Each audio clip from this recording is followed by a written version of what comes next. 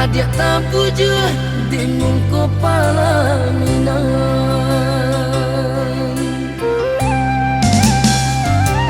Dan imbau-imbau indah manjawe mato tapi tiang tangan balipin dendang maganti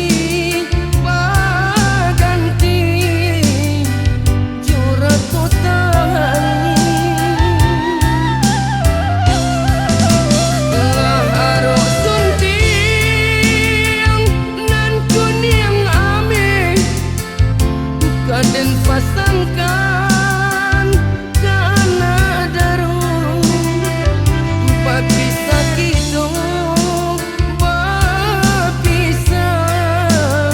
sabalun basandian dan arobara sabali kampung kironyo bara tapusaro dan